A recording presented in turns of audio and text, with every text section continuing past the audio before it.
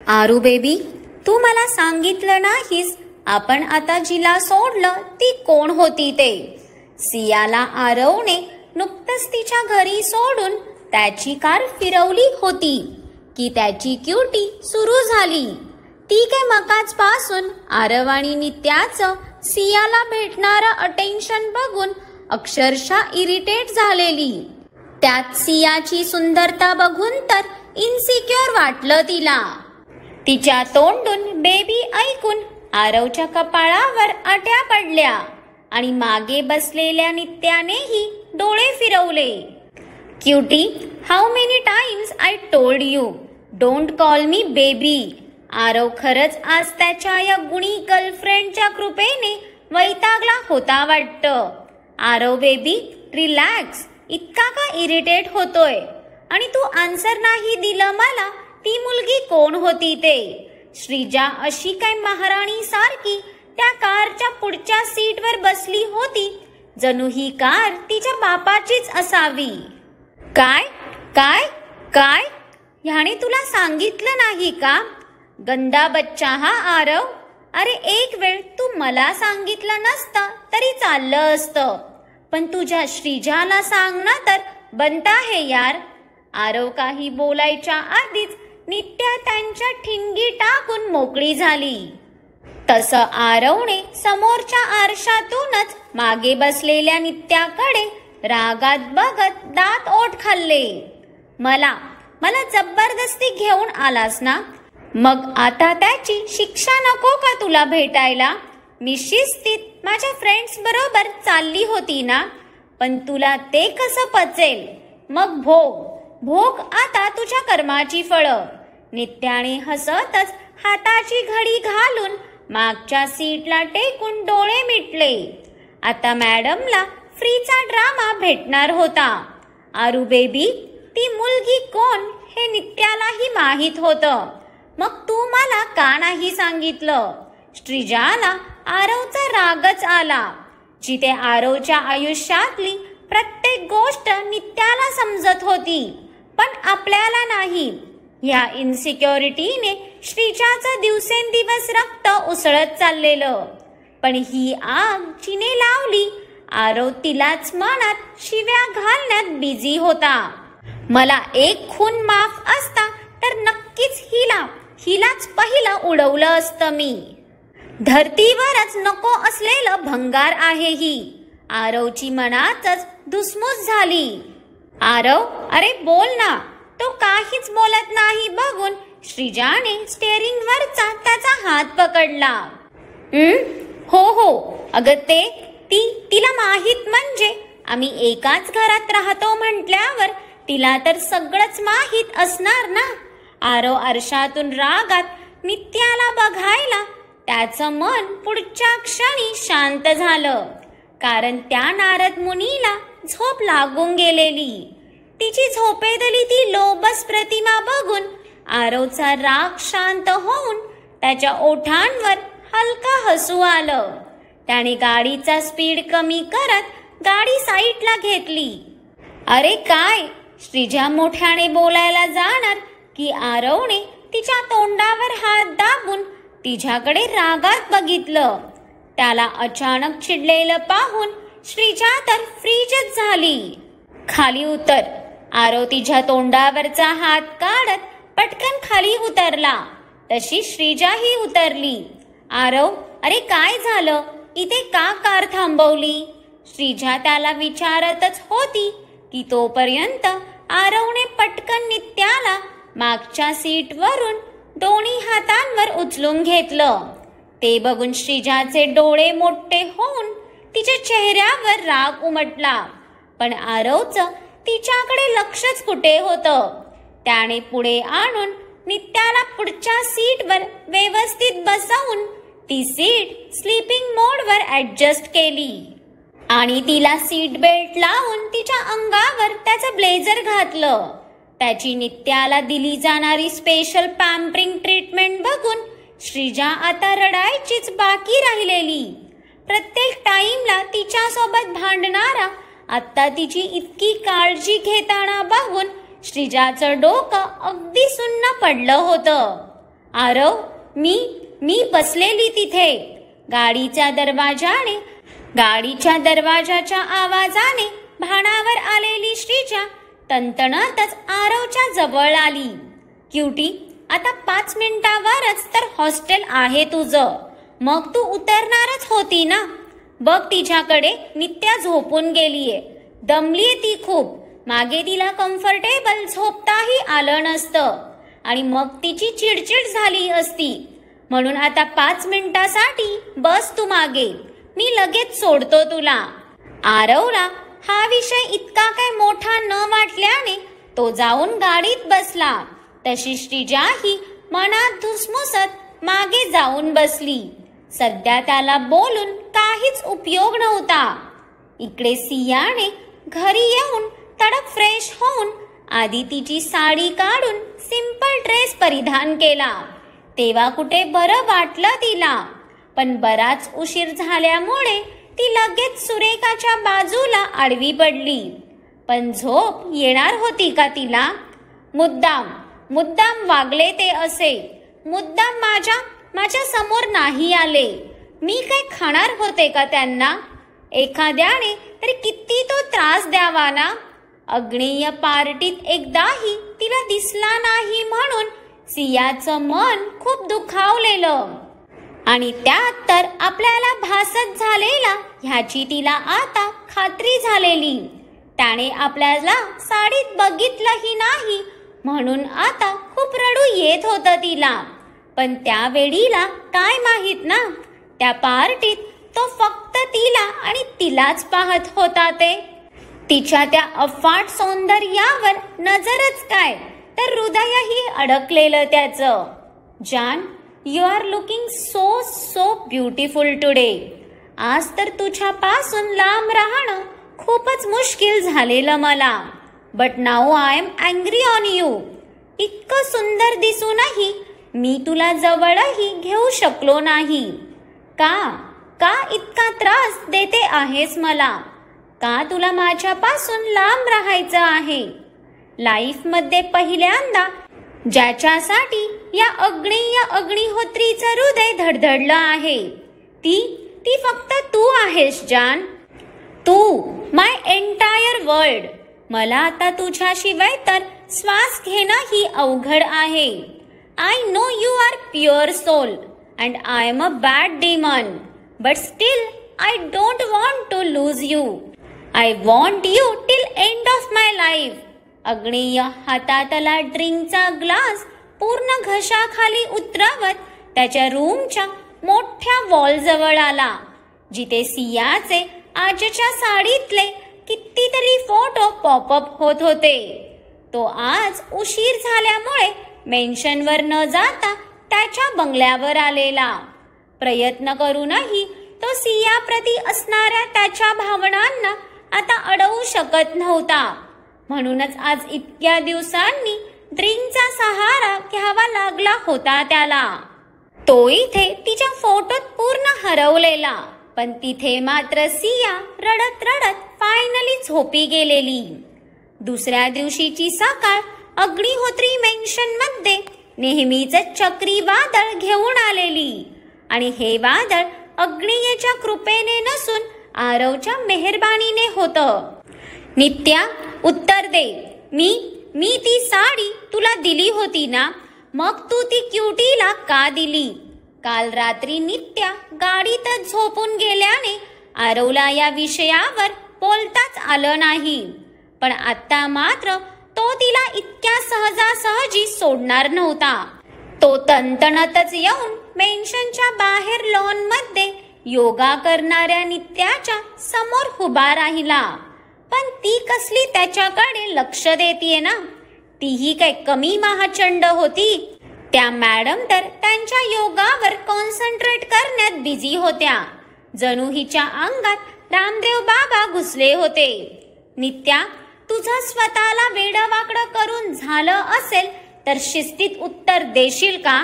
आता मी शांततेत विचारतोय तोवर सांग, नाहीतर मी फटके द्यायला सुरुवात केली मग विनाकारण रडायचं नाही. इतकं विचारूनही ती उत्तर देत नाही म्हणून आरव अजूनच चिडला ना, पण ती तर त्याचा बीपी वाढवण्याचं काम अगदी चोख करत होती. बोंबल, तुला जितकं बोंबलायचं तितकं बोंबल. मी तर म्हणते मेन्शनच्या टॉप टेरेसवर जाऊन बेंबीच्या देठापासून बोंबल. यू आर ज्युनियर अग्निहोत्री ना, असा कसा मागे राहशील? नित्या मिटलेल्या डोळ्यांनी योगा करत आरवला उकसवून मनोमन इतकी काय हसत होती की आता हसू अडवून तिचं पोट दुखायला लागलेलं. नित्या, पण पुढच्या क्षणी आरव तिच्या कानात इतक्या काही जोरात ओरडला की नित्याने पटकन कानावर हातच ठेवून घेतला आणि खाडकन डोळे उघडले. बिचारीचे कानच काय तर क्षणभरासाठी तिचं शरीरच सुन्न पडलं. डोक्यापर्यंतच्या तारा हलवून गेलेला तो. भुरट्या, हळू बोल ना, इतका का बोंबलतोय? जवळच बसलीये ना मी तुझ्या, मग कंठ का फाडतोय तुझा? नित्याने रागात त्याला ढकलूनच दिलं. अरे, आत्ता ऐकू आलं का तुला? मला वाटलं आता तुलाही आजीची मशीन लावावी लागते की काय.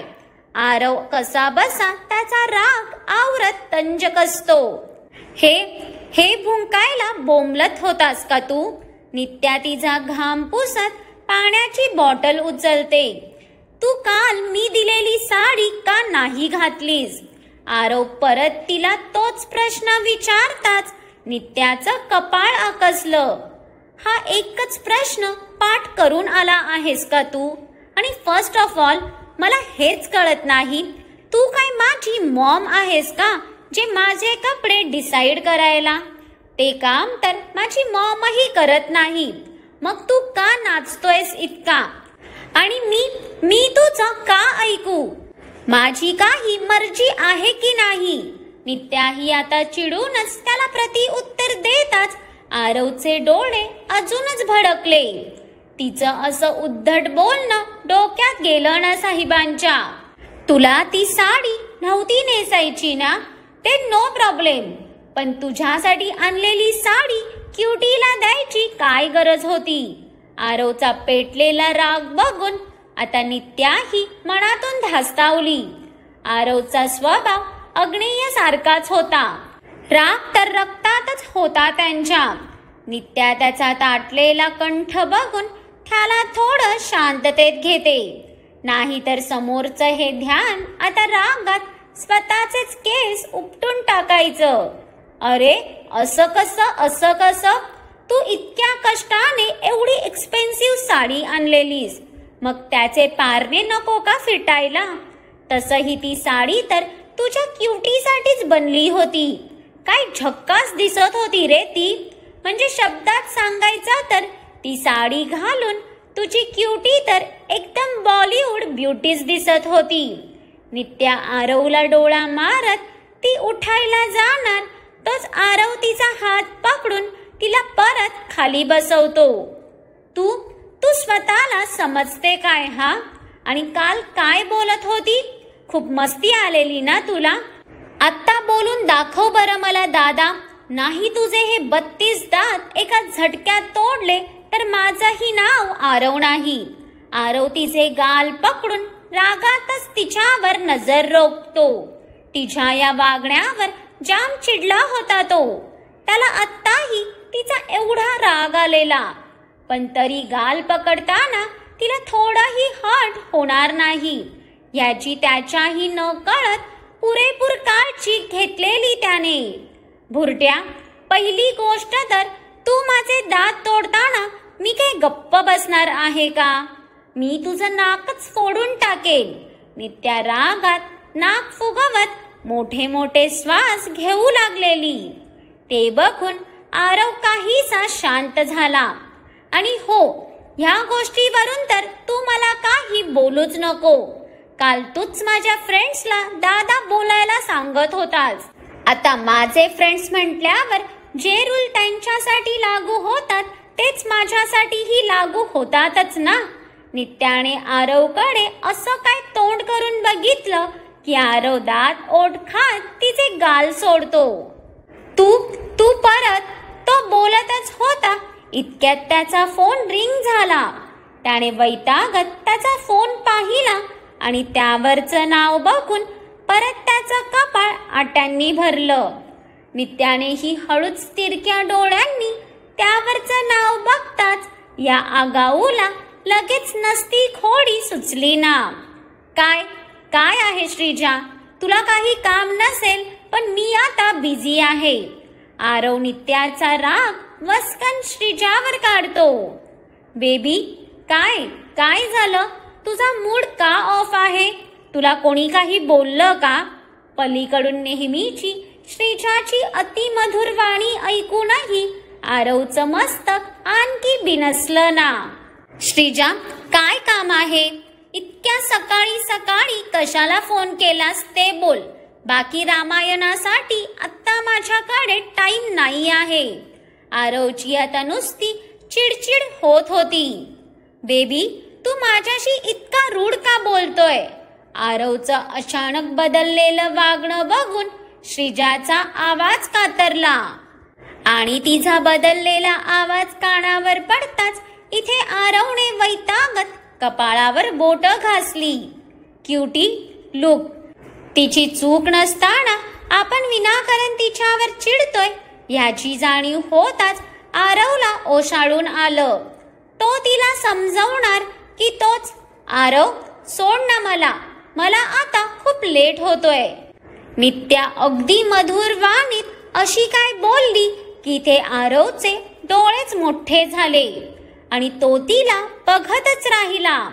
आता मध्येच हिला काय झालं? आता तर कुत्र्यासारखी भांडत होती नाही माझ्याशी. आरवने नित्याकडे बघून एक भुवई उंचावली.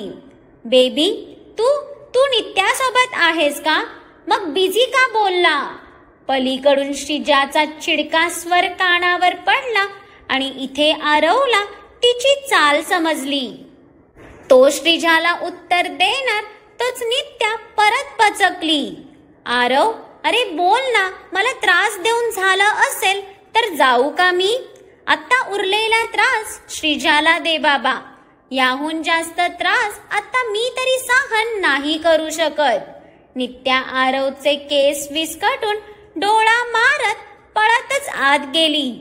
पण तिच्या या भयानक नाटकावर इथे आरवच्या तोंडाचा आवाजलेला त्याचं काय? त्याला तिच्या वागण्याचा इतका मोठा धक्का बसलेला की त्याने अक्षरशः त्याच्या हृदयावर हात ठेवून ते धडधडतय की नाही ते चेक करून बघितलं. बिचार लेकरू अगदी सदम्यात गेलेलं. आरव ती काय बोलत होती? कसला त्रास? आरव नक्की काय चाललंय तुझं? मला आत्ताच्या आत्ता व्हिडिओ कॉल कर. पलीकडून श्रीजाची फायरिंग सुरू होताच इथे आरव खाडकन भाडावर आला आणि नित्याची चाल समजताच त्याने मनातच नित्याला शिव्या घालून घेतल्या. नित्याची बच्ची आता बघच तुझं काय करतो ते मी. तुझ्या कृपेने मला माझी लव्ह लाईफ धोक्यात येताना दिसतीये. आरवला तर आता कुठे दुर्बुद्धी सुचली आणि नित्याच्या नादी लागलो असं वाटलं. पण अंगात पण गुण त्याच्याच होते ना. आरव तू एकटाच जा ना मीटिंगला, तिथे माझं काय काम? लंच ब्रेक नंतर अग्नेयाने प्रत्येक डिपार्टमेंटच्या हेड सोबत कॉन्फरन्स मीटिंग शेड्यूल केलेली. पण असल्या मीटिंगचा रद्दीभरही अनुभव नसणारी सिया आता या मीटिंगला जायला घाबरत होती. सिया तू माझी असिस्टन्स आहेस म्हटल्यावर तुलाही यावं लागेल आणि घाबरू नको, मी आहे ना. आरव सियाला समजावताच ती तर निवांत झाली. पण इथे आरवची मात्र चांगली मीटरभर फाटली होती. आरव काल तर भाईच्या फिरक्या घेतल्यास आणि काल देवही मेहरबान होता म्हणून भाई मेन्शनवर न येता त्याच्या बंगल्यावर गेलेला. पण आता जर तू चुकून जरी भाईच्या कात्रीत गावलास तर तोच तुला भिंगरीसारखं फिरवून देईल यात काहीच वाद नाही. देवा आज लक्ष असू दे तुझं तुझ्या या निरागस लेकरावर. घ्या काल कांड करताना हे निरागस लेकरू तर खूपच जोशात होतं. मग आज हवा फुस झाली का? मग अशा खुरापाती करायच्याच का ना, की नंतर पश्चाताप होईल. पुढच्या 15 मिनिटात सगळे त्या कॉन्फरन्स हॉलमध्ये जमा झाले. सियाला या सर्व गोष्टींची भीती वाटत असली तरी ती वेडी एका चातकासारखी अग्नेयच्या येण्याची वाट पाहत होती. तिला कधी एकदा त्याला बघतीये असं झालेलं. पण ह्या सगळ्यात तिचा आजूबाजूच्या डिपार्टमेंट हेडकडे लक्षच कुठे होतं. कोण आपल्याकडे बघतंय या गोष्टीपासून ती तर कोसो दूर होती. आरव, तुझे भाई अजून आले कसे नाहीत? न राहून ती हळूच बाजूला बसलेल्या आरवच्या कानात कुजबुजली. त्याला निदान आज पाहायला भेटेल या कल्पनेनेच तिचं हृदय भरून येत होतं. हृदयाची धडधड तर कमालीची वाढलेली. का? तुला भाईची आठवण येतेय का? तिच्या प्रश्नावर आरवने तिच्याकडे चमकून पाहिलं. पण त्याच्या असं अचानक विचारण्यावर सिया गडबडली ना, आणि आपण माती खाल्ली हे तिला कळून चुकलं. काय? मला का त्यांची आठवण येईल बरं? म्हणजे माझा काय संबंध ना? ते अजून आले नाहीत. त्यांना टाइमची काही व्हॅल्यू आहे की नाही? इथे सगळ्या लोकांना घोळवून स्वतः आरामात येत आहेत. सिया स्वतःची चोरी पकडली गेल्यावर सवयीप्रमाणे सगळं अग्नेयावर ढकलून मोकळी झाली. म्हणजे मॅडम स्वतःवर काय घेतील तर शपथ ना. तिचं ऐकून आरवने तर डोळेच फिरवले. Excuse me, can I know who are you? म्हणजे तुम्हाला मी काल पार्टीत पहिल्यांदा पाहिलं होतं. And I must say you are looking damn beautiful. सियाच्या समोर बसलेला मार्केटिंग टीमचा हेड सियाला बघून पूर्ण फ्लॅटच झाला. पण इथेच चुकीच्या टाइमला त्याने माती खाल्ली ना, कारण दी अग्नेयने त्याच टाइमला हॉलमध्ये त्याची ग्रँड एंट्री घेतली होती. मग बघूया अग्नेय आणि सियाची ही मीटिंग त्या दोघांना जवळ घेऊन येते की नाही ते. पण त्या आता दुसऱ्या मार्केटिंग हेडची किती मार्केटिंग अग्नेय करणार हे बघायलाही तितकीच मजा येईल. त्यासाठी ह्या स्टोरीला नक्कीच कनेक्टेड राहा. आणि हो, आजचा भाग तुम्हाला आवडला असेल तर भरभरून लाईक्स द्या आणि कमेंट्स करून कळवा. आणि जास्तीत जास्त लोकांना शेअर करा. आणि ज्यांनी कोणी अजून माझ्या चॅनलला सबस्क्राईब केलं नाही आहे त्यांनी आठवणीने सबस्क्राईब करा. म्हणजे तुम्हाला माझ्या ह्या स्टोरीचे आधीचे आणि नंतरचे सगळ्या भागाचे अपडेट भेटत राहतील.